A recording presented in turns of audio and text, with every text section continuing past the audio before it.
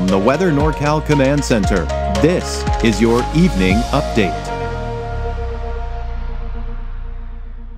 American Door Company has been family-owned and operated for over 29 years, supplying Northern California with quality garage doors, garage door openers, and installed with the best service you'd expect from a locally owned company. We serve all of Northern California from Willows all the way up to the Oregon state line. Give us a call today.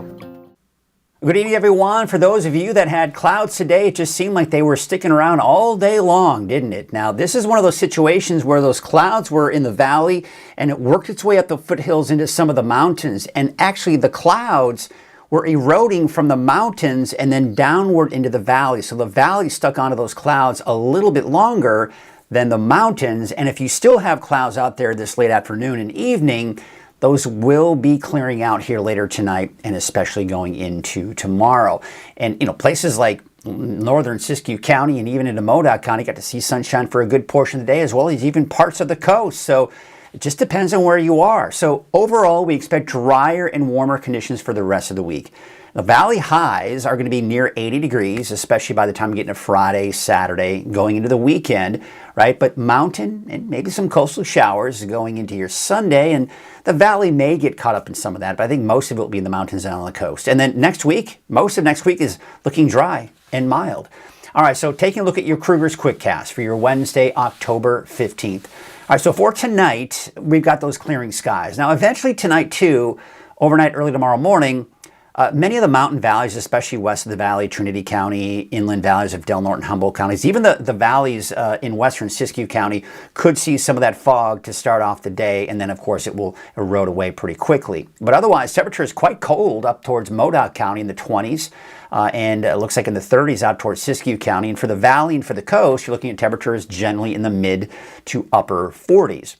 So out the door tomorrow morning, you can see, of course, some of that fog in the Trinity County area, especially those mountain valleys. The valley looking at plenty of sunshine. Siskiyou County has plenty of sunshine and maybe some fog, especially out towards places like Humboldt County.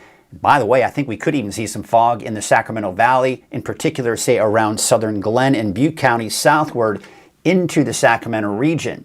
Now, again, you can see the area of low pressure spinning off to our east. That was responsible for the rain, for the snow that we saw in Northern California over the last 2 days. As that exits the region, we're going to be looking at clearing skies here for tonight and tomorrow, and that's going to mean also warmer temperatures. But as I mentioned, I was talking about that potential for fog developing early tomorrow morning. So maybe places like the Valley of Butte and southern Glenn County, southward into Yuba City, Rockland, Sacramento, Stockton, Modesto, all those areas down I-5 have the potential to see some areas of fog to start off the day on Thursday, but then that should pretty much evaporate pretty quickly.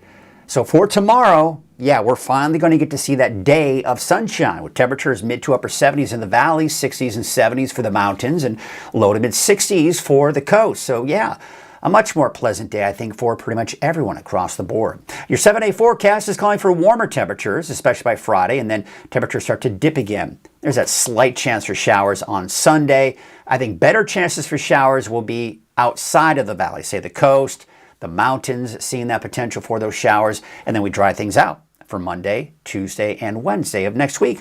All right, that's a look at your Krueger's Quickcast. We go into your deeper dive forecast. And yeah, we've got a little bit to dive into, but not too terribly deep because there's not a ton going on out there, because as this storm system moves out, it's going to continue to move out. High pressure is going to build in behind it, and we're going to be left with plenty of sunshine and some beautiful weather over the next couple of days.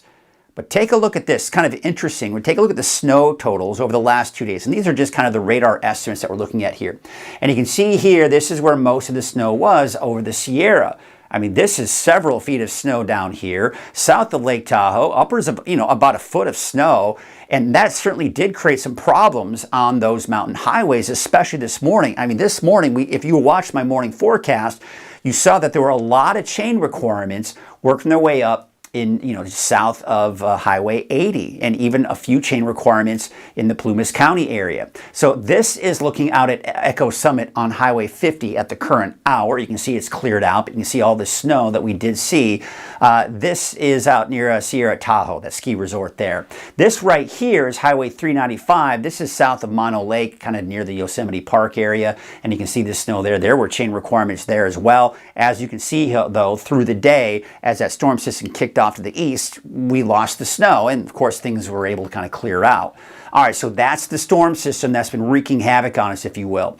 In the meantime, I've got my eyes over here. This is an area of low pressure that will eventually maybe have an impact on our weather long range. All right, so we take you through Saturday. We've still got high pressure in place, but this storm system is going to push through our north. We get the tail end of it, and it's going to bring us some showers. I don't anticipate this to be a big deal, but I think the coast and the mountains can see some rain out of it. Snow levels probably above 6,000 feet.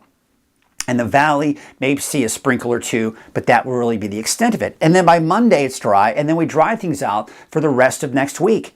Now we look at the 10-day trend, and yes, there's that warmer weather over the next few days, a dip as we go into that Sunday with that storm system passing through, and then temperatures recover again, and then we maybe see another dip toward the end of next week.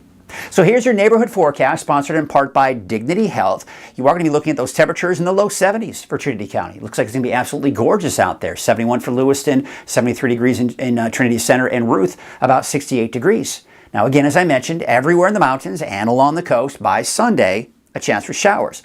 Looking at our Dignity Health North Coast neighborhood forecast, low 60s along the coast, and in the low to mid 70s for the inland areas. 74 degrees for Gasquet, 74 in Orleans, and Hoopa, about 75 degrees. Your Dignity Health Siskiyou County neighborhood forecast, generally in the 60s for your daytime highs. 63 degrees for Gazelle. Out towards Scott Valley, temperatures in the mid 60s there. You may start off with some of that morning fog burning off in the afternoon. Meanwhile, we take you off to Modoc County. You got 61 degrees out in Canby, as well as Calpines for your Thursday. 60 degrees in Ayden, and El Turris about 62 degrees. And for the eastern mountains, we've got temperatures in the 50s and 60s. Just depends on where you are and your elevation. 65 degrees for Chester, 62 in Viola, and Shingletown, about 67 degrees. And your valley neighborhood forecast, sponsored by Dignity Health. Temperatures in the low 70s, 73 degrees for Corning. Absolutely gorgeous weather, but still below normal for this time of the year. And again, I've got that slight chance for a shower on Sunday, but overall, I think you're just going to be looking at some clouds and cooler temperatures. And then temperatures not really warming up a whole lot once that storm system does pass, but should remain dry after that. We take you up to the north. Basically 77 for the city of Shasta Lake, all the way down to Cottonwood, Red Bluff, about 76 degrees, and Lakehead a high of about 74 degrees. And there's your 7-day forecast for Redding. There are those temperatures starting to increase a bit here and then dropping a bit. And then it looks like, again, that slight chance for showers Sunday, back in the mid-70s for Monday, Tuesday, and Wednesday with dry conditions.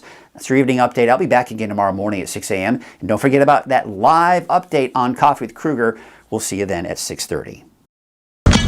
Construction season is well underway in the North State, and we'd like to remind drivers to slow down around work zones. Keep Caltrans workers safe when they're on the job, and remember to be work zone alert when you see the color orange.